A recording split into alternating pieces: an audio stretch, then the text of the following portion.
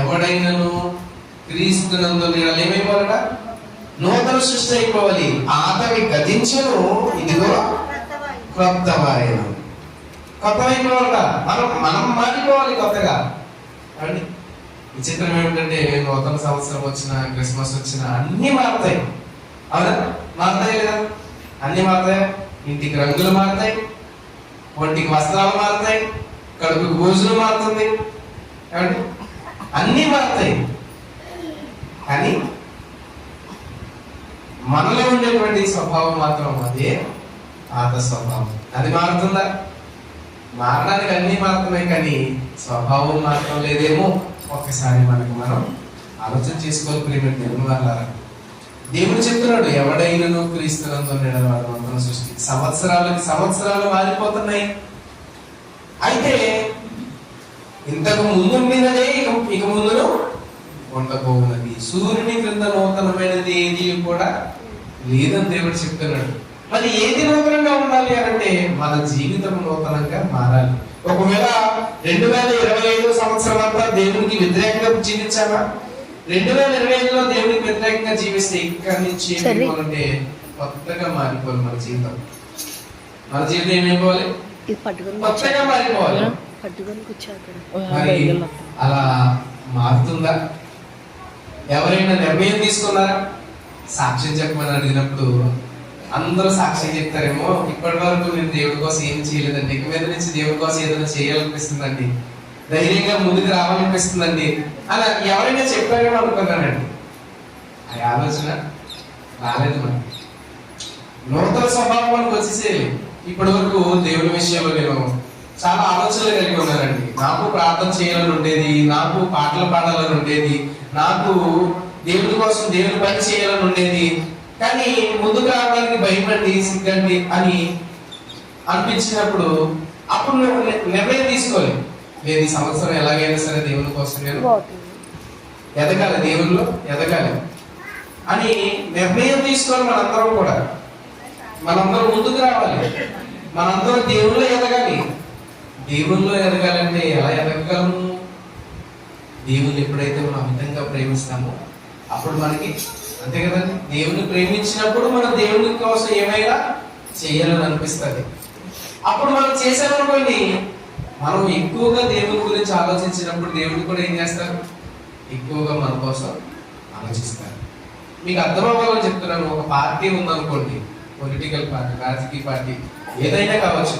ఆ పార్టీలో ఎక్కువగా కష్టపడుతున్నారు అనుకోండి ఎవరైనా, ప్రతిసారి వాళ్ళే కనిపిస్తున్నారు పనిచేసే విషయంలో. ఏం చేస్తారు? వాళ్ళని పిలిచి ఏదో ఒక అవకాశం ఇస్తారు, ఏదో ఒక పదవి కానీ అవకాశం కానీ ఇస్తారు. అంటే ఎక్కువ పని చేయడం కనిపిస్తుంది. మరి దేవుని విషయంలో ఎక్కువగా నువ్వు కనిపిస్తున్నావు అనుకో, దేవుని విషయంలో మనం ఎక్కువగా కనిపిస్తున్నాం అనుకోండి, మనుషులు కనిపించే పని అక్కర్లేదు. మనుషులకు కనిపించకపోయినా సరే దేవుని పని చేస్తే దేవుడు ఏం చేస్తాడు? ఆయన నామమును బట్టి చూపిన ప్రేమను మర్చిపోవడానికట ఆ దేవుడు అన్యాయస్తుడు కాదటండి. దేవుడు అన్యాయస్తుడు కాదు. కాబట్టి ప్రియమైన దేవుని వాళ్ళ నూతన సంవత్సరంలో నూతనముగా మనందరం కూడా మారు మనసు పొందాలి. నూతన నిర్ణయాలు, కొత్త నిర్ణయాలు. దేవుడి కోసం నేను ఏం చేయగలను, దేవుని కోసం నిలబడటంలో నేను ఎలాంటి నిర్ణయాలు తీసుకోవాలి అని మనకు మనం ఎన్నో నిర్ణయాలు తీసుకుంటూ దేవుని విషయంలో ఎదగాలి. మనం ఎప్పుడైతే దేవుడి గురించి ఆలోచించడం మొదలు పెట్టామో ఇంకా పని చేయగలేకుండానే దేవుడు మన గురించి ఆలోచించడం మొదలు పెడతారు. ఆ విషయాన్ని జ్ఞాపకం ముందు ఉంచుకోండి. కాబట్టి ఈ సంవత్సరంలోని మొదటి ఆదివారం, యాక్చువల్గా చివరి ఆదివారం అంటే అందరూ వస్తారు. సంవత్సరంలో చివరి ఆదివారం అంటే అందరూ వస్తారు. కానీ మొదటి ప్రాధాన్యత ఎవరికి ఇవ్వాలి? దేవునికి ఇవ్వాలి. మనందరం శ్రేష్ఠులమండి. మనందరం కూడా శ్రేష్ఠులు. ముందే చెప్పానా, అన్నీ గడిచిపోతాయి. ఇది వరకు ఉండిందే ఇప్పుడు ఉంటారు. కాబట్టి ప్రియమైన దేవుని వాళ్ళారా, అందరూ కూడా ఈ విషయాన్ని ఆలోచించండి. అయితే దేవుని వాక్యం మనతో ఏం మాట్లాడుతుంది, దేవుని వాక్యం మనకి ఏం చెప్తుంది అని ఆలోచన చేస్తే, ఈరోజు మన పత్రిక పాఠ్యభాగం ఒకసారి చూద్దామండి. రోమపత్రిక 3వ అధ్యాయంలో పత్రిక పాఠ్యభాగం మనతో ఏం చెప్తుంది? 9వ వచనం నుంచి చూద్దాం. అలాగైనా అలాగైనా ఏమందుము, మేము వారికంటే శ్రేష్ఠులమా, తక్కువ వారమా? ఎంత మాత్రమును కాము. యూదులేమి, గ్రీసు దేశస్థులేమి, అందరూ పాపమునకు లోనై ఉన్నారని ఇంతకు ముందు దోషారోపణ చేసి ఉన్నాము. ఇందాక మనం చెప్పుకున్నాం కదండి, ఏమని చెప్పుకున్నాం? యూదులేమి, గ్రీసు దేశస్థులేమి అందరూ ఏమైపోయాక పాపమునకు లోనైపోయారు. కొత్త సంవత్సరం వచ్చింది కాబట్టి కొత్త సంవత్సరం కూడా అదే పాపపు జీవితం ఉందనుకోండి, మనం అందరూ ఏమైపోయాం? ఇప్పటికే పాపపు జీవితంలోనే ఉన్నారు. దేవుడు కూడా అలా చెప్తాడు, ఏమని? యూదులేమి, గ్రీసు దేశస్థులేమి అందరూ పాపమునకు లోనై ఉన్నారని ఇంతకు ముందు దోషారోపణ చేసి ఉన్నాము. ఇందులో గురించి రాయబడినది ఏమనగా, నీతిమంతుడు లేడు, ఒక్కడును లేడు. ఏమండి, నీతులు చెప్పడానికి ఎవ్వరు నీతిమంతులు లేదండి. నిలబడింది నేనైనా, కూర్చున్న మీరైనా, మనందరం ఏదో విషయంలో పాపం చేసిన వాళ్ళమే. అయితే నేరం చేసిన వ్యక్తిని మనం ఏం చేస్తామనంటే, ఎక్కువగా వేలెత్తి చూపిస్తాం. కానీ ఒక వేలు ఇతర వైపు ఒక మనిషిని చూపిస్తున్నారంటే మిగిలిన వేళ్ళన్నీ ఎవరి వైపు చూపిస్తున్నాయి? మన వైపే చూపిస్తున్నాయి. ఎదుటి వాళ్ళు ఒక తప్పు చేశారని వేలెత్తి చూపుతున్న మనలో ఎన్ని తప్పులు ఉన్నాయో ఒకసారి మనం జ్ఞాపకం చేసుకుంటే ఆ మాట అనడానికి మనం సరిపోమండి, సరిపోం. ఎందుకంటే అందరూ తప్పు చేసిన వాళ్ళే, అందరూ పాపం చేసిన వాళ్ళే. నీతి ముందు లేదట, ఒక్కడు కూడా లేదట. అందుకే యేసుప్రభువు ఏమన్నారు తెలుసా?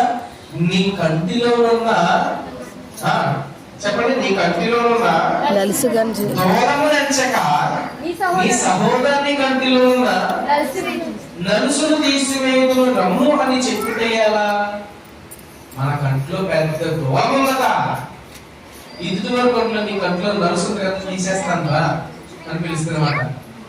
అప్పుడు దేవుడు అంటున్నాడు, వేషధారి, ముందు నీ కంటిలో ఉన్న దూరమును తీసివేయము, అప్పుడు నీ సహోదరుని కంటిలో ఉన్న నలుసును తీసివేయుటకు నీకు తేటగా కనపడును. ముందు మనం ఏం చేయాలి తెలుసా? ఎదుటి వారిని వేలెత్తి చూపించాలి అని అంటే, వినాలండి, ఎదుటి వారిని వేలెత్తి చూపించాలి అంటే మనం ఏం చేయాలి? మన కంటిలో ఉన్న దూరం ఏదైతే ఉందో అది తీసేసేయాలి, తొలగించుకోవాలి. మన కంట్లో ఉన్నటువంటి ఆ దూరం తీసుకోకుండా ఎదుటి వారి కంట్లో నువ్వు ఈ పని చేసావు, నువ్వు ఈ పని చేసావు, నువ్వు ఈ పని చేసావు అని అంటూ ఉంటే దేవుడు ఎలా చూస్తారో తెలుసండి? దేవుడు ఆయనకి నచ్చదు, చాలా కోపడతారు దేవుడు. అప్పుడు మనం ఒక్కొక్కసారి మనం కూడా అంటాం కదండి, ముందు నీ పని నువ్వు చూసుకున్న తర్వాత ఎదుటి కూడా సార్ దేవుడు కూడా అది చెప్తున్నాడండి, ముందు నీ కంటిలో ఉన్న నలుసును తీసేసిన తర్వాత నీ సహోదరుని కంటిలో ఉన్న నలుసు తీసివేయడానికి నీకు తేటగా కనిపిస్తుంది. దేవుడు అంటున్నాడు, నీతిమంతుడు లేడు, ఒక్కడును లేడు, గ్రహించేవాడు ఎవరునూ లేరు. అస్సలు దేవుని వెదకేవాడే లేరటండి. దేవుని వెదకేవాడే లేరట. దేవుని మర్చిపోయారు, దేవుని వెతకాల్సిన అవసరం లేదనుకుంటున్నారు, దేవుని విడిచిపెట్టేశారు. దేవుని వెదకువాడు ఎవరునూ లేరట. చదువుతున్నారా? 2025 సంవత్సరంలో ఎంతమంది దేవుని వెతికారు చెప్పండి? 2025 సంవత్సరంలో దేవుని ఎంతమంది వెతికారు? ఇంకో క్వశ్చన్ అడుగుతారు. 2025 సంవత్సరంలో ఇదే మొదటి ఆదివారం రోజున బైబిల్ అందరూ కూడా చదవండి, రోజు 3 అధ్యాయాలు చదివితే బైబిల్ పూర్తయిపోతుందని చెప్పాను. ఎంతమంది చదివారు? బైబిల్ పూర్తయిపోయిందా మీకు? ఎంతమంది చదివారండి? ఒకసారి కంప్లీట్ చేసిన వాళ్ళు మరి సగం దాకా చదువు అభ్యసిన వాళ్ళు ఎవరైనా ఉన్నారా? సగం దాకా చదువు అభ్యసిన వాళ్ళు కనిపించారు. అంటే చూడదు ప్రియులారా, దేవుడు ఏమంటున్నాడు? దేవుని వెదకువాడు ఎవడును రోజుకు 3 అధ్యాయాలు. ఒక అధ్యాయం చదవడానికి ఇంచుమించు 5 నిమిషాలు. 3 అధ్యాయాలకి 3 5 15 నిమిషాలు. 15 నిమిషాల సమయాన్ని దేవునికి మనం కేటాయించలేకపోతున్నాం. వాక్యం చదవచ్చిన వాళ్ళు మాకు చదువు రాదని ఒకవేళ అనుకుంటున్నారా? ఆడియో బైబిల్ కూడా ఉన్నాయి తెలుసా. మనసు ఉంటే ఏముంటదట, మార్గం ఉంటదట. వాక్యం నేర్చుకోవాలన్న తపన ఉండాలి కానీ ఎలా అయినా నేర్చుకోవచ్చు. మనం ఎలా అయినా నేర్చుకోవచ్చు. వాక్యం నేర్చుకోవాలన్న తపన, ఆ పట్టుదల మనలో ఉండాలి. ఉంటే చదువు పెద్ద సమస్య కదండి. అక్షరాలు రాని వాళ్ళు కూడా బైబిల్ చదువుతారు. ఏమండి, పోస్ట్ గ్రాడ్యుయేషన్ చేసిన వాళ్ళు కూడా బైబిల్ చదవలేరు. అదే అంటారు దేవుడు బైబిల్లో. ఒకటట అక్షరములు తెలిసిన వారిని వాక్యం చదవమని అడిగితేనట వారం కనుక నాకు ఇది గుణార్థముగా ఉన్నది, అర్థం కావట్లేదని చెప్తారట. ఇంకొకరు అక్షరాలు తెలియని వారిని అడిగితేనట అక్షరాలు తెలియని వాడు ఏమంటాడు, నాకు చదువుతాం రాదని చెప్తారట. పేతురు గారు ఏం చదువుకున్నారు? పేతురు గారు ఏం చదువుకున్నారు? పేతురు గారు ఏం చదువుకోలేదు. వారు విద్య లేని పామరులేట. విద్య లేని పామరులు పేతురు గారు, యోహాను గారు ఏ పని చేసేవారు? చేపలు పట్టుకునేవారు. చేపలు పట్టుకునేటువంటి పేతురు గారు, యోహాను గారు వీళ్ళు పత్రికలు రాశారట. అంటే మనలో మనసు ఉందా? మనసు ఉంటే ఖచ్చితంగా మార్గం ఉంటుంది. ఒక్కసారైనా బైబిల్ పూర్తి చేయాలి. ఒక గోల్ పెట్టుకోవాలండి మనం. నా జీవితంలో నేను కనీసం ఒక్కసారైనా బైబిల్ పూర్తి చేయగలను. ఆ ఒక్కసారి పూర్తి చేస్తే చాలు, ఆటోమేటిక్ గా తర్వాత దాని అంతా అదే మనకి మోటివేషన్ వచ్చేస్తుంది. పూర్తి చేసేయాలనిపిస్తుంది. కాబట్టి ప్రయత్నం చేయండి, బాగా ప్రయత్నం చేయాలండి. అలాగే దేవుడు చెప్తున్నాడు ఇంకా ఏమని, నీతిమంతులు లేడు, ఒకడు లేడట, దేవుని వెతకువాడు ఎవడు లేడు, దేవుడిని వెతకేవారే లేరండి. దేవుడు వెతకేవారు కరువైపోయినట్టండి. కీర్తన గ్రంథంలో కూడా దేవుడినే మాట చెప్తారు. మన తెలుసు 14వ అధ్యాయంలో దేవుడు వెతకువాడు ఎవరు లేరంటండి. దేవుడు ఏం చేస్తాడో తెలుసా? ఆకాశం నుంచి చూస్తున్నాడు దేవుడు. వివేకం కలిగి దేవుని వెతకువారు ఎవరైనా ఉన్నారో వారి దేవుడు ఏం చేస్తాడు? 2వ వచనంలో 14వ కీర్తన 2వ వచనం, దేవుని వెతకువారు వివేకము కలిగి దేవుని వెతకువారు కలరేమో అని యెహోవా ఆకాశం నుండి చూచి నన్ను పరిశీలించెను. దేవుడు పరిశీలిస్తున్నాడటండి. వివేకము కలిగి ఎవరైనా నన్ను వెతుకుతున్నారా అని పైనుంచి వస్తున్నాడట. ఆయన కళ్ళకి కనబడనేది అంటూ ఏమీ లేదటండి. మనం ఏం చేస్తామో దేవుడికి తెలుసు. ఆయన ఆకాశం నుంచి ఇక్కడ చూస్తున్నాడు. ఎంతమంది వాక్యం వింటున్నారో ఎంతమంది వినడం లేదు. ఆకాశం నుంచి వస్తున్నాడు దేవుడు. ఎందరి మనసులో ఏముందో కూడా దేవుడికి దేవుడు ఆకాశం నుంచి వస్తున్నాడు. ఆయన దృష్టికి కనబడని సృష్టి అంటే ఏది లేదట. మనకి ఈ గోడ అడ్డొచ్చేస్తుంది చూడలే మంది తర్వాత ఏముందో. అవునా? అలా కదటండి. మనం అనుకుంటాం ఏమి లేదులే పైన కదా కనబడమనుకోవచ్చేమో. కానీ దేవుడికి అలా ఉంటుందా? ఆయన అన్ని చూస్తున్నారు. దేవుడు అన్నిటినీ చూస్తున్నారు. దేవుడు ప్రియమైన దేవుడు వల్ల మనల్ని కూడా చూస్తున్నాడు. మనం వాక్యం వింటున్నామో వినటం లేదో దేవుడు చూస్తున్నాడు. మనం దేవుని పక్షంగా నిర్ణయాలు తీసుకుంటామో తీసుకోమో, తీసుకుంటున్నామో తీసుకోవట్లేదు కూడా దేవుడు అన్ని చూస్తున్నాడు. ప్రియమైన దేవుడు వల్ల మరి దేవుడు ఏం కోరుకుంటాడు తెలుసా? ఎవరైనా నన్ను వెతుకుతారా, ఎవరైనా నన్ను వెతుకుతారా, ఎవరైనా నన్ను వెతుకుతారేమో దేవుడు కోరుకుంటున్నాడు. కానీ ఎవరైనా వెతుకుతున్నారా? దేవుడు కూడా ఏమన్నాడు తెలుసా? ఏమన్నాడు దేవుడు? మత్తయి సువార్తలో మాట చదువుకుంటే మనం 7వ అధ్యాయంలో 7వ వచనంలో మీకు అందరికీ తెలిసి మాట. మత్తయి సువార్త 7వ అధ్యాయం అడుగుడి మీకు ఇవ్వబడును, అడుగుడి మీకు ఇవ్వబడును. వెదకుడి మీకు దొరుకును. ఇక వర్తమానం చదువుతామండి. అడుగుడి మీకు ఇవ్వబడును. ఈ మాట గుర్తొస్తుంది మనకి. వెదకుడి మీకు దొరుకును, అడుగుడి మీకు ఇవ్వబడును. దేవుడు దాని తర్వాత మాట కూడా చెప్పారు. ఆ మాటలు అనుకుంటారు. ఇదిగో ప్రభు అడగమన్నారు కాబట్టి మేము అడుగుతున్నాం ప్రభు. అడుగుడి మీకు ఇవ్వబడును ప్రభు, అడుగుతున్నాం ప్రభు. ప్రార్థన చేస్తాం. తర్వాత మాట గుర్తు చేసుకుంటామా?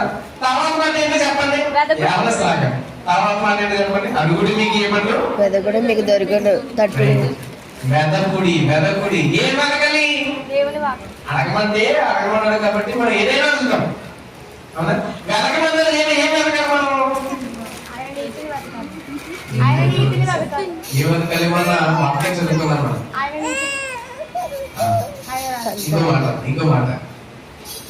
ఇంకో మాట చదువుకున్నాం యెషయా గ్రంథంలో. ఒకసారి చదువుతాం చూడండి. యెషయా గ్రంథంలో యెషయా గ్రంథము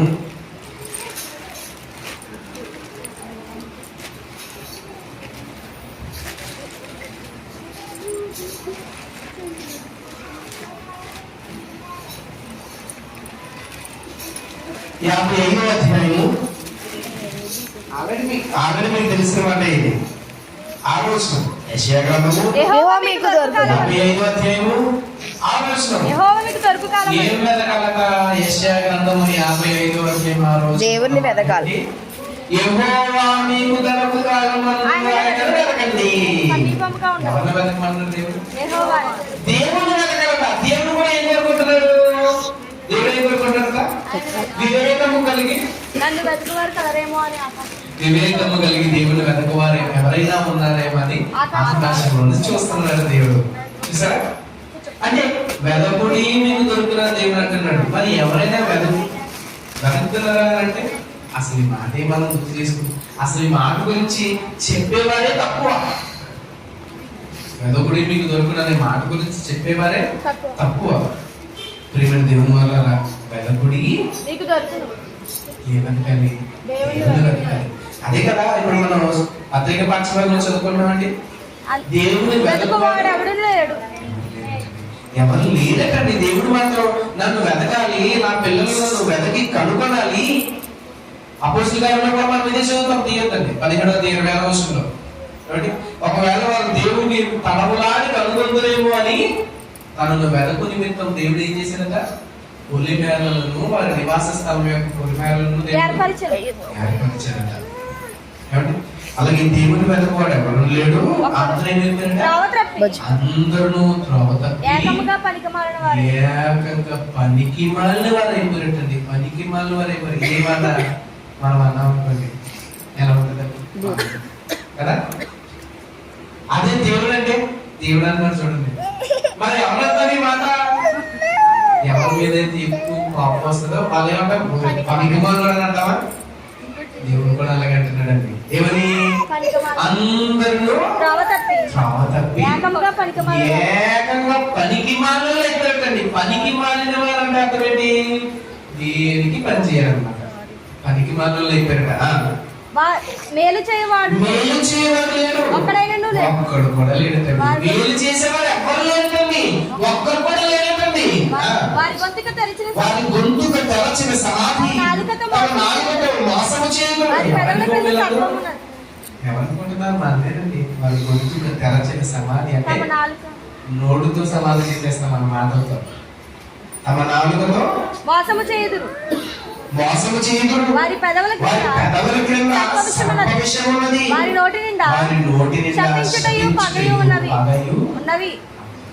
అన్ని ఎవరినండి? మనీ శపించటం, పగపెట్టుకోవడం ఇవన్నీ మనయేనా? మనలోనే ఉన్నాయండి ఇవన్నీ. మరి ఇవన్నీ మనం ఎలా తీసుకోగలం, ఎలా తొలగించుకోగలం చెప్పండి. వీటన్నింటినీ మనం తీసుకోగలం అంటే అది మన వల్ల ఎంత కాదండి. మన వల్ల ఎంత లేదు. మనకంత కెపాసిటీ లేదు. మనం తొలగించుకోగలిగినంత శక్తి లేదు మనకి. మరి దీన్ని తొలగించాలంటే ఎవరు ఉండాలి? ఎవరు రావాలి? ఎవరు తీయాలి? నిండా అప్పుల్లోతులో మునిగిపోయాం అనుకోండి ఏమండి, ఇక మన చేతిలో ఏమీ లేదండి. మనం ఏమి చేయమండి. నిండా అప్పుల్లో మునిగిపోయామండి. అప్పుల్లో మునిగిపోయిన తర్వాత ఎవరైనా ఒక వ్యక్తి వచ్చి మనకి సహాయం చేసామా, మీ అప్పు అంతా నేను తీర్చేస్తాను కాబట్టి మీరు కాడి నుంచి జాగ్రత్తగా ఉండాలి అని చెప్తే మనకి ఎలా ఉంటుంది? ఎంత బాగుంటుందండి? అప్పుల్లో మునిగిపోయిన అప్పటి వరకు అప్పుల్లో మునిగిపోయినటువంటి ఆ కుటుంబం ఏదైతే ఉందో, ఎవరైతే ఇలా సహాయం చేశారో ఇంకెలా ఉంటుంది వాళ్ళ జీవితం? ఎంత సంతోషంగా అనిపిస్తుంది. మన బతుకోలాగా ఉందండి. నిండా పాపంలో మునిగిపోయి ఏమండి, దేవుని వెతకకుండా, దేవుని విడిచిపెట్టి ఇంటి పొందులుగా లేకుండా పాపంతో నిండిపోయినటువంటి మనమందరం కూడా అలా పాపంలోకి వెళ్ళిపోతున్నట. ఇప్పుడు మన పాపము అప్పు కంటే ఎక్కువగా భారంగా అయిపోయిందట. అంత భారంగా ఉండిపోయినటువంటి ఈ పాపాన్ని తీయటానికి ఎవరు రావాలి? ఎవరు వచ్చారో తెలుసా? ఈ భూమి మీదకి ఎవరు వచ్చారో? పాత నిబంధన పాఠ్యభాగం చూడండి. యెషయా గ్రంథము 42వ అధ్యాయం. యెషయా గ్రంథము 42వ అధ్యాయం. ఇదిగో నేను ఆదుకున్న నా సేవకుడు, నేను ఆదుకున్న సేవకుడు, నేను ఏర్పరచుకొనిన వాడు, నేను ఏర్పరచుకొనిన నా వాడు, ప్రాణమునకు ప్రియుడు, నా ప్రాణమునకు ప్రియుడు, అతని యందు నా అతని యందు నా ఆత్మను నుంచి ఉన్నాడు, అతడు అన్యజనులకు అతడు అన్యజనులకు న్యాయము కనపరచు, అతడు కేకలు వేయడు, అతడు కేకలు వేయడు. అరవడు. ఎవరిని పంపించాడో తెలుసా? దేవుడు తన సేవకుని పంపించాడట. ఎవరి సేవకుడు? యేసుక్రీస్తు. దేవుడు ఎవరిని పంపించాడటండి? యేసుక్రీస్తు. తన సేవకుని పంపించాడట. ఆయన ఏం చేయరు? నా ఆత్మ నుంచి ఉన్నాను, అతడు అన్యజనులకు న్యాయము కనపరచును, అతడు కేకలు అతడు వేయడు, కేకలు వేయడు, అరవడు, అరవడు. తన కంఠస్వరము వీధిలో వినబడనీయడు, అరవడటండి. తన కంఠస్వరం వీధులలో వినబడనీయడు. మనం కేకలేసామంటే ఎక్కడ దాకా వినిపిస్తుంది? చివరి వీధి వరకు. మనం కేకలేసామంటే ఇక్కడ కాదండి, ఎక్కడికైనా వినిపిస్తుంది. కానీ దేవుడు కేకలేస్తాడు. ఆయన వీధిలో కేక వేయడు. అరవడండి. మరి ఏం చేస్తాడు? నలిగిన రెల్లును అతడు నలిగిన రెల్లును అతడు విరువడు, విరువడు. మకమకలాడుచున్న జనపదాల భక్తిని భక్తిని ఆర్పడు. ఆర్పడండి. అతడు సత్యం అనుసరించి అతడు సత్యమును అనుసరించి న్యాయము కనపరచును. భూలోకమున ఎంత న్యాయము సాత్వికుడండి ఆయన, ఎంత సాత్వికుడు ఆయన. మకమకలాడుచున్న జనపదాల భక్తిని ఆర్పడట, ఆర్పడు. కేకలు వేయడట, సత్యము ఆడట, సత్యమును అనుసరించి న్యాయము జరిగిస్తాడట. భూలోకమున చూసారు పిల్లరా, ఆయన ఎంత సాత్వికంగా ఉన్నాడో అంత సాత్వికంగా ఉన్నటువంటి ఆయన ఈ లోకానికి వచ్చి మనకంతటి సాత్వికాన్ని నేర్పిస్తున్నారు యేసుక్రీస్తు ప్రభువారు. భూలోకమున భూలోకమున న్యాయము స్థాపించే వరకు న్యాయము స్థాపించే వరకు అతడు మందగిలడు, అతడు మందగిలడు, నలుగుపడడు, నలుగుడు పడడు, దీపములు దీపములు అతని బోధ కొరకు అతని బోధ కొరకు కనిపెట్టును. కనిపెడతాయట. దీపములు అతని బోధ కొరకు కనిపెడతాయటండి. చూసారా, దేవుని వాక్యం కోసం దీపములు ఎదురు చూస్తుంటారు. దీపములు ఐలాండ్స్, ఆ ఐలాండ్స్. ఎన్నో ద్వీపాలు ఉన్నాయి. ఈ రోజు యేసు ప్రభు అంటే తెలియని వారు ఎవరు లేరు. దేవుని వాళ్ళరా ఒకసారి ఆలోచన చేసి చూద్దామండి. మనం నిజంగానే ఎలా ఉన్నాము? దేవుని వెనక వాళ్ళగా కాకుండా, నీతిమంతులను కాకుండా, త్రోవ తప్పిపోయిన వారుగా మనం ఉంటే మనల్ని రక్షించడానికట యేసుక్రీస్తు ప్రభు వారు ఈ లోకానికి వచ్చారటండి. దేవుడు చెప్తున్నాడు, ఇదిగో నేను ఆదుకున్న నా సేవకుడు, నేను ఏర్పరచుకున్న వాడు, నా ప్రాణములకు ప్రియుడు, అతని యందు నా ఆత్మ నుంచి ఆయన ఏం చేస్తాడో తెలుసా? అన్యజనులకు న్యాయం అన్యజనులకు న్యాయం కనపరుస్తాడట. కేకలు వేయడు, ఆయన కేకలు వేయడండి. కేకలు వేయడండి. ఆయన మూడు రకాలు ఉన్నాయి ఇందులో, మూడు రకాలు ఉన్నాయి. మనం ఎన్నిసార్లు కేకలేసాం? ఎన్నిసార్లు కేకలేసాం అండి? అతడు కేకలు వేయడు, అరవడు, అరవడు, తన కంఠస్వరం వీధులలో తన కంఠస్వరం వీధులలో వినబడనీయడు. ఇదివరకు తగదండి. క్రైస్తవులుగా మనకు అస్సలు తగదు. క్రైస్తవుడు అంటే ఎలా ఉండాలో తెలుసా? క్రైస్తవుడు అంటే ప్రేమ కలిగిన వాడుగా, శాంతి కలిగిన వాడుగా, సమాధానం కలిగిన వాడుగా, అవసరమైతే ఎదుటి వారి కోపాన్ని కూడా ఎవరికి ఏం చేయాలి తెలుసా? మన కంటి చూపుతో ఎదుటి కోపాన్ని తగ్గించేయాలి. ఎదుటి వారు 4 మాటలు అన్నారు కదా, మనకు 4 మాటలు ఎక్సర్సైజ్ అన్నాం అనుకోండి, ఈ వాదం పెద్దదవుతుంది తప్ప ఈ వాదం చల్లారండి. అదే ఎదుటి వారు వాళ్ళ మీద కేకలు వేసినప్పుడు మనం మౌనముగా, ప్రశాంతంగా, ప్రేమగా నవ్వుతూ ఉన్నాం అనుకోండి, ఏమవుతుందో తెలుసా? 2 మాటలు అంటారా, ఇంకొక 2 మాటలు అంటారా, తర్వాత వాళ్ళంతటా వాళ్ళే అనిపిస్తారు. ప్రయత్నించండి ఎంత బాగుంటుంది. ప్రేమ కలిగిన వాడుగా ఉండాలి క్రైస్తవుడు, సహనము కలిగిన వాడుగా ఉండాలి క్రైస్తవుడు. మనం ఇంకా రెట్టించామనుకోండి, గొడవ ఇంకా పెద్దదే ఉందండి. దేవుడు అదే ఉందని చెప్తున్నాడు. యేసు ప్రభువు కూడా అంతే కదండి. ఆయన కొట్టినప్పుడు యేసు ప్రభువాన్ని సిలువేస్తున్నప్పుడు యేసు ప్రభు ఏం చేశారండి అంటే వీప్ మీద కొట్టారు, చర్చించారంటండి వీప్ మీద. తర్వాత చంప మీద కొట్టారంటండి. మనకి ఎలా ఉంటుందని చెప్పగానే మనల్ని ఎవరైనా కొట్టారనుకోండి, మనకి ఎలా ఉంటుందో తెలుసా? వెంటనే కోపం వస్తుందండి. వెంటనే కోపం వస్తుంది. చంప మీద కొట్టగలం, చుట్టుపక్కల కూడా మనకి ఎలా ఉంటుందండి? ఎంత కోపం వస్తుంది. యేసుక్రీస్తు ప్రభువు దేవుడు అండి. ఆయనకి అన్ని ఎలా చేశారంటే ఏమైపోతారో తెలుసా? అక్కడ భస్మం అయిపోతారు అందరూ కూడా. కానీ యేసుక్రీస్తు ప్రభువు అస్సలు కోపడలేదంటండి. అస్సలు కోపడలేదు, క్షమించేశారట. అంటే చూసారా వాళ్ళ యేసుక్రీస్తు ప్రభువు ఎంత ప్రశాంతంగా, ఎంత శాంతమూర్తిగా ఉన్నారు ఆయన. అది మనల్ని కూడా ఉండమంటున్నారు. అలా ఉన్నామనుకోండి, మనమవుతాం నూతన సృష్టి. మనం అయిపోతాం యేసుక్రీస్తు ప్రభు వల్ల అయిపోతాం. మనం అలా అయిపోవాలంటున్నాడు దేవుడు. ఈసారి ఎప్పుడైనా వివాదాలు చెలరేగేలా ఉన్నాయనుకోండి, చిన్ని ప్రశాంతంగా మనం ఉన్నాం అనుకోండి చాలు, మనం శాంతంగా ఉంటే చాలు, చాలా వరకు సమస్యలు తొలగిపోతాయి. కాబట్టి ప్రియమైన దేవుని వారు దేవుడు చెప్తున్నాడు, ఇంకా చదువున్నాడు. ఆకాశములను సృజించి భూలోకమున న్యాయం స్థాపించేవారు. అతడు మందగిరను నలుగురు పడడు. దీపమును ఆయన అతని బోధకులకు కనిపెట్టును. ఆకాశములను సృజించి వాటిని విశాలపరిచి భూమిని అందులో పుట్టిన సమస్తము భూమిని అందులో పుట్టిన సమస్తము పరిచి దాని మీదనున్న జనులకు దాని మీద ఉన్న జనులకు ప్రాణమును దానిలో నడుచువారికి జీవాత్మను ఇచ్చిన దేవుడైన యెహోవా ఇలాగ సెలవిచ్చుచున్నాడు. దేవుడు చెప్తున్నాడు కదండి, ఏమని? గుడ్డివారి కన్నులు గుడ్డివారి కన్నులు తెరచుటకు, బంధింపబడిన వారిని చెరసాలలో నుండి వెలుపలికి తెచ్చుటకు, చీకటిలో నివసించు వారిని బంధింపబడిన వారిని వెలుపలికి తెచ్చుటకు, యెహోవానగు నేనే నీ విషయంలో నిన్ను పిలిచి నీ చేయి పట్టుకొని ఉన్నాను. కాపాడి ఏం చేస్తారట? గుడ్డివారి కన్నులు తెరపడానికి యేసుప్రభు వారి లోకానికి వచ్చారా? ఈ లోకానికి వచ్చిన తర్వాత ఎంతమంది గుడ్డివారు చూపు పొందారండి? ఎంతో మంది గుడ్డివారు చూపు పొందారు. ఇప్పటికీ కూడా గుడ్డివారు చూపు పొందుతున్నారంటే నమ్మగలరా? ఏ గుడ్డివారు? నిజంగా కళ్ళు లేని వాళ్ళు అనుకోకండి. చాలా మంది మత శాంతవాదులు ఏం చేస్తున్నారంటే గుడ్డివారు తీసుకొచ్చి స్వస్థత పరచండి అని అంటున్నారు. అప్పుడు ఏం చేస్తున్నారు? స్వస్థత పోతులు చెప్పండి, స్వస్థపరచగలరా? స్వస్థత అంటే అందరికీ సమానమే కదా. యేసుప్రభు వారు తన దగ్గరకు వచ్చిన వాళ్ళకి ఎవరికంటే నేను నీకు చేయను అని అన్నారా? అందరికీ చేశారు కదా. మరి ఇప్పుడు స్వస్థత పేరు చెప్పుకొని, స్వస్థత బోధకుల పేరు చెప్పుకొని స్వస్థతలు చేసే వాళ్ళందరూ కూడా ఏం చేయాలి చెప్పండి? కళ్ళు లేని వాళ్ళకి కళ్ళు తెప్పించాలా అండి? కాళ్ళు లేని వాళ్ళకి కాళ్ళు తెప్పించాలా? కాళ్ళు లేని వాళ్ళు తెప్పించడం కాదండి, కాళ్ళు లేని వాళ్ళు అలాగైనా నడుస్తారు. అవునా? కళ్ళు లేని వాళ్ళు కళ్ళు తెప్పించడం అసలు చెయ్యాలి లేదని మొత్తం కట్ అయిపోయింది అనుకోండి, చెయ్యాలా వచ్చేయాలి ఇచ్చారా? దేవుడు స్వస్థపరుస్తాడు కరెక్టే. అయితే గుడ్డివారికి కన్నులు తెరచుటకు, గుడ్డివారి కన్నులు తెరవడానికట. ఏ గుడ్డి అనుకుంటున్నారు? ఇది మనోఅంతకము. ఈ యుగ సంబంధమైన దేవతట అవిశ్వాసులైన వారి మనోనేత్రాలకు ఏం చేసింది? అందుకే దేవుడు అంటే నచ్చదు కొంతమందికి. దేవుడు అంటే అందుకే నచ్చదు. అలాంటి అంధత్వంలో ఉన్నటువంటి గుడ్డివారికి కళ్ళు తెరవడానికి వచ్చారట.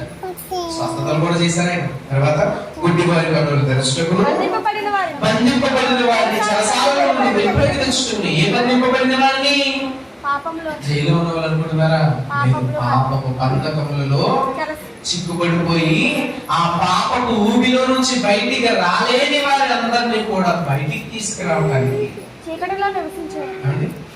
చాలా మంది ఇదే పాపపు బంధకాలండి. కొంతమంది అండి ఎంత మారుమనసు పొందుతారంటే అప్పటి వరకు కూడా విపరీతమైన మద్యపానము, ధూమపానము, వ్యభిచారము, నానా విధాలైనటువంటి పాపాలు చేసిన వాళ్ళు ఇక నుంచి నేను మారిపోతానని చెప్పి బైబిల్ పట్టుకుంటారు చూసారా? వాళ్ళని దేవుడు ఏం చేసినట్టు చెరసాలలో నుంచి బయటికి తీసుకుని వచ్చినట్టు. ఏ చెరసాలది? పాపపు బంధకాలలో నుంచి బయటికి తోడుకుని వచ్చినట్టు. దేవుడు వల్ల అలాగా దేవుడట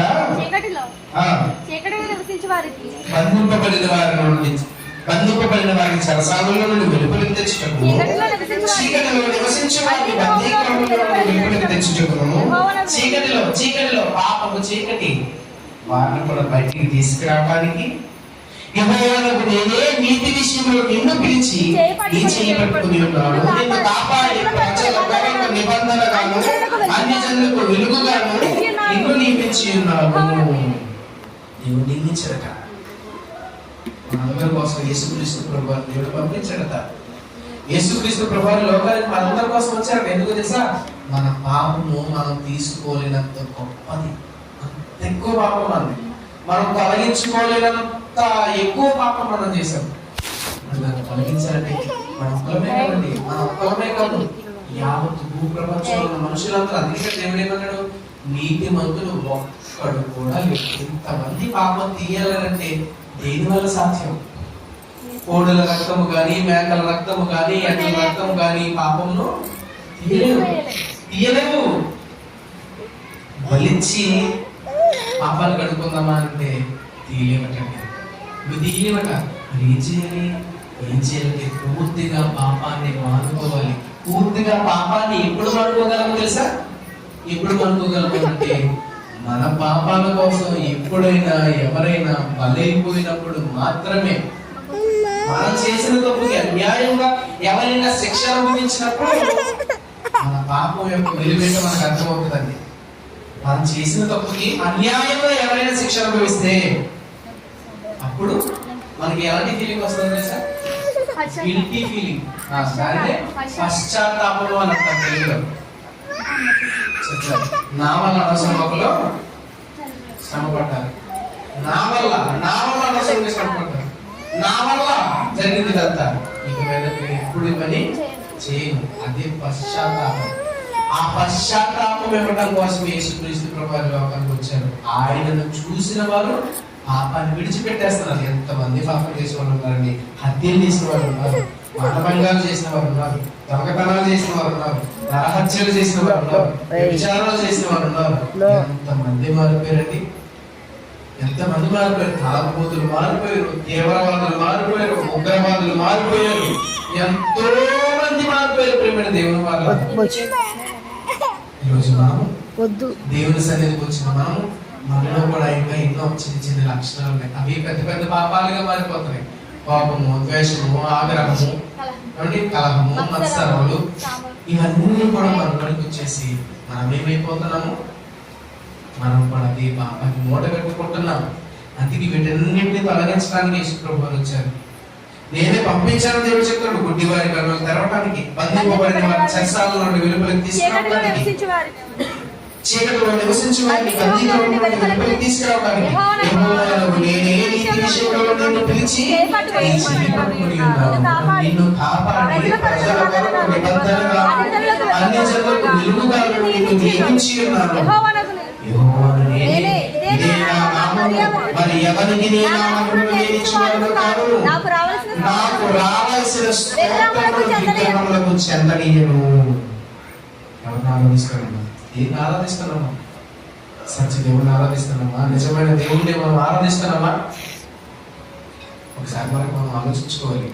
నిజమైన యేసు ప్రభువుని నమ్మినప్పుడైనా సరే, ఎందుకంటే దేంట్లోనైనా సరే మనకి పరిపూర్ణత ఉండాలి. పూర్తిగా నమ్మేయాలి మనం. పరిశీలన. దేవుడు కూడా తనను నమ్మినప్పుడు ఎలా నమ్మమన్నాడు? ఊరిని గుడ్డిగా నమ్మేమన్నాడా? అయినా మీరు నన్ను తెలుసుకోవాలనుకోండి, పరిశీలించి రుచి చూసి నన్ను తెలుసుకోండి. రుచి చూసి తెలుసుకోండి. ఊరికి నన్ను నమ్మేయమని నేను చెప్పలేదు. మీరు నన్ను నమ్మాలనుకుంటున్నారా? పరిశీలించండి, పరిశీలించి నమ్మండి. ఏ దేవుడు చెప్పాడు చెప్పండి. ఇలా ఏ దేవుడు చెప్పాడా? యెహోవా ఉత్తముడని రుచి చూచి తెలుసుకోండి అని ఎవరైనా చెప్పారా? ఎవరు చెప్పలేదు. పరిశీలనగా నన్ను తెలుసుకుంటేనే దేవుడు, ఆయన దేవుడు పరిశీలనగా తెలుసుకోవాలట. దేవుడు కూడా అలాగే చెప్తాడు. మరి ఏ దేవుడు అనబడిన వారు చెప్పలేదు. అందుకే నా మహిమను నేను ఎవరికి ఇచ్చేవాడు కాను. నాతో రావాల్సిన మహిమను నేను విగ్రహంలో చెందనీయను.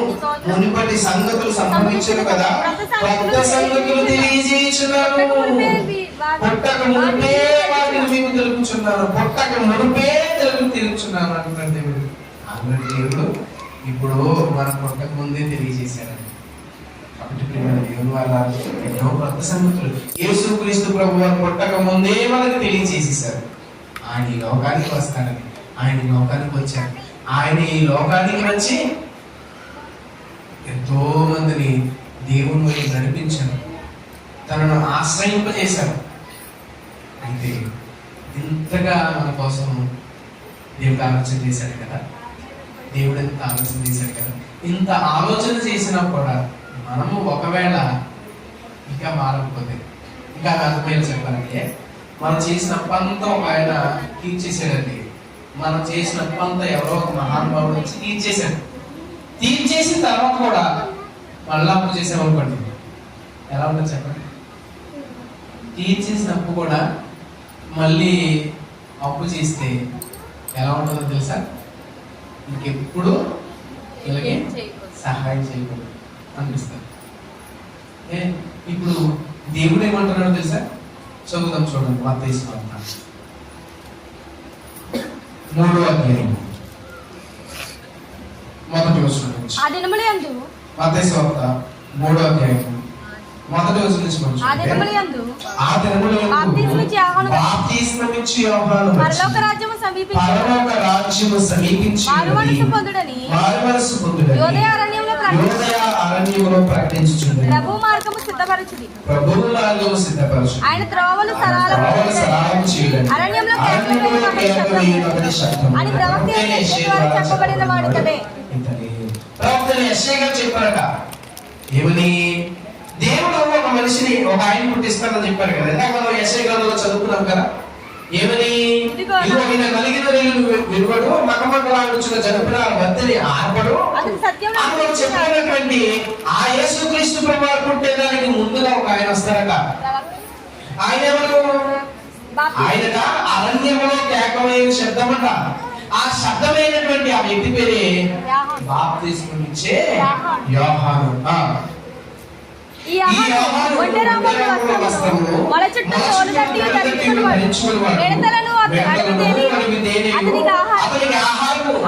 ఆ సమయములో యెరూషలేము వారు యోర్దాను నది ప్రాంతముల వారందరూ అతని యొద్దకు వచ్చి తమ పాపములను ఒప్పుకొనుచు యోర్దాను నదిలో అతని చేత బాప్తిస్మము పొందుచుండిరి. యోర్దాను నదిలో అతని చేత బాప్తిస్మము పొందు ఏం పొందుతున్నారట? బాప్తిస్మం పొందుతున్నారట. యోహాను గారు వచ్చారట. యోహాను గారు ఈ లోకానికి వచ్చిన తర్వాత ఏం జరుగుతుంది?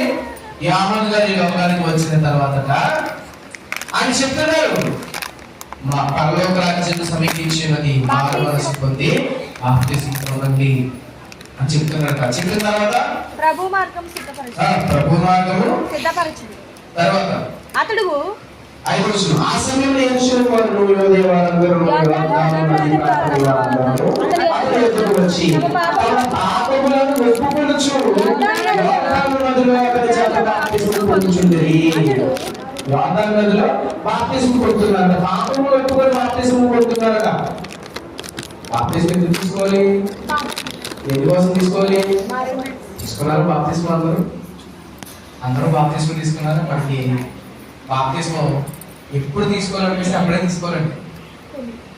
జనవరి 1కో ఏమండి, జనవరి 1కో, లేదండి ఈస్టర్ పండుగకో, క్రిస్మస్ పండుగకో, లేదంటే ఎప్పుడైనా మీటింగ్లకు పెట్టినప్పుడు అప్పుడు కాదు.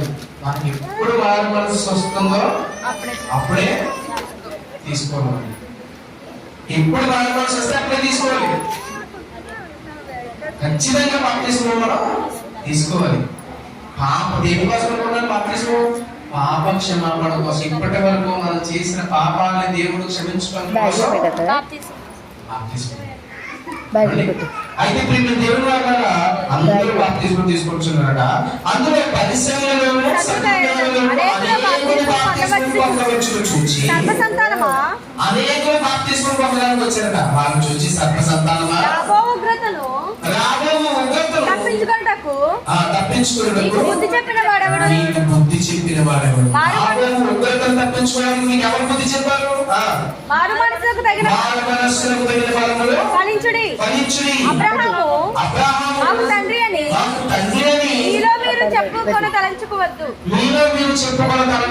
అబ్రహాము మాకు తండ్రి అని చెప్పుకున్నారేమో, అలా చెప్పుకొని తలంచవద్దు. దేవుడు అబ్రహాములను పిల్లలను పుట్టింపగలడని నీతో చెప్పుచున్నాను. ఇప్పుడే వడ్డలి చెట్ల ఫలము ఫలింపని ప్రతి చెట్టును నరకబడి అగ్నిలో వేయబడదు. మారు మనస్సుకు తగిన ఫలాలు ఫలించకపోతే ఏం జరుగుతుందో తెలుసా? గొడ్డలి చెట్టు వేరు ఉంచబడి ఏం జరుగుతుందంటే గొడ్డలి చెట్ల వేరులో ఉంచబడిందట. ఇప్పటి వరకు ఎంత వాక్యం విన్నాం కదండి. దేవుడు ఎంత ప్రేమమయుడు, ఎంత కరుణామయుడు, ఎంత ప్రేమ కలిగిన వాడు, ఎంత దయ కలిగిన వాడు. మాట వినకపోతే అంతే ప్రమాదకరం. దేవుడు చాలా ప్రేమిస్తాడు, చాలా కరుణిస్తాడు. అవకాశం ఉన్నంత వరకు అవకాశం ఇస్తాడు. మారు మనసు పొందలేదు దేవుడు అంటున్నాడు. అదే మారు మనస్సుకు తగిన ఫలములు ఫలించుడి. మారు మనస్సుకు తగిన ఫలములు ఫలించకపోతే ఏమి జరుగుతుందో తెలుసా? వడ్డలి చెట్టు మీద ఉంచబడినది. ఇప్పుడే గొడ్డల చెట్ల వేరున ఉంచబడినది కనుక కనుక మంచి ఫలము ఫలింపని ప్రతి మంచి చెట్టు ఫలము ఫలించని ప్రతి చెట్టు నరకబడి ఎక్కడ వేయబడుతుంది? అగ్నిలో వేయబడును. అగ్నిలో వేయబడుతుందట. అగ్నిలో వేయబడుతుందంటే అంటే అర్థం ఏంటి? దేవుడు ఏం చేస్తానని అంటున్నాడు? అగ్నిలో వేసేస్తానని చెప్తున్నాడు దేవుడు. అగ్నిగుండంలోకి పంపించేస్తానంటున్నాడు దేవుడు. మారు మనసు నిమిత్తము మారు మనసు నిమిత్తము నేను నీళ్ళలో మీకు నీళ్ళలో మీకు బాప్తిస్మం ఇస్తున్నాను. అయితే నా వెనక వచ్చువాడు నాకంటే శక్తిమంతుడు. ఆయన చెప్పులు పోయిటకైనను నేను పాత్రుడను కాను. ఆయన తగ్గించుకున్నాడు, తను తగ్గించుకుంటున్నాడు యోహాను గారు యేసుక్రీస్తు ఎదుట. తగ్గించుకొని చెప్తున్నాడు, మారు మనసుకు తగిన ఫలాలు ఫలించండి అయ్యా, ఫలించదమ్మా. ఇప్పటి వరకు మీరు పాపం చేస్తూ ఉంటుంటే కనుక మీరు మారు మనసు పొందాలి. మీరు మారు మనసు పొందాలి, పాప క్షమాపణ పొందాలి. మారు మనసుకు తగిన ఫలాలు మీరందరూ ఫలించాలి. ఫలిస్తున్నారా? ఫలించడం లేదా? మారు మనసుకు తగిన ఫలాలు ఎలా ఉంటాయి? ఎలాంటి ఫలాలు ఫలిస్తారు మారు మనసు పొందుతారు? ప్రేమ సంతోషం. మనం ఆలోచించి చేయాలి. మనలో ఉన్నాయా మారు మనసుకు తగిన ఫలాలు? మనలో ఉన్నాయా? ఒకవేళ మనలో లేవనుకోండి, దేవుడు ఏమంటున్నాడు తెలుసా? మారు మనస్సుకు తగిన ఫలమును ఫలింపని ప్రతి చెట్టు నరకబడి అగ్నిలో వేసేస్తాడు. కంటిన్యూ చేద్దాం చూడండి. మారు మనసు నిమిత్తము నేను మారు మనస్సు నిమిత్తము నీళ్ళలో మీకు బాప్తిస్మం ఇస్తున్నాను. అయితే నా వెనక వచ్చేవాడు నా వెనక వచ్చేవాడు నాకంటే శక్తిమంతుడు. నాకంటే శక్తిమంతుడు. ఆయన చెప్పులు పోయినకైనా నేను పాత్రను కాదు. ఆయన ఏం చేస్తాడు తెలుసా? పరిశుద్ధాత్మలోను అగ్నితోను మీకు బాప్తిస్మం ఇచ్చును. పరిశుద్ధాత్మలోను అగ్నితోను బాప్తిస్మం ఇస్తాడు. కానీ ఆయన చేత ఆయన చేతిలో ఉన్నది. ఆయన తన కళ్ళను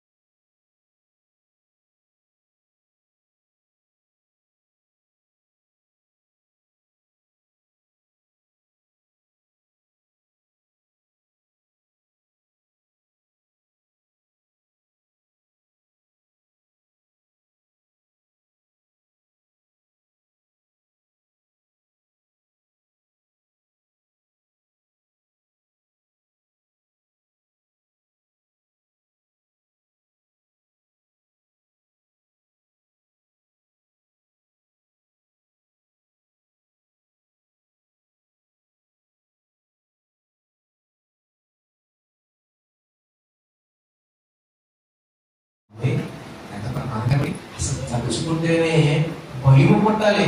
నరకం అంటే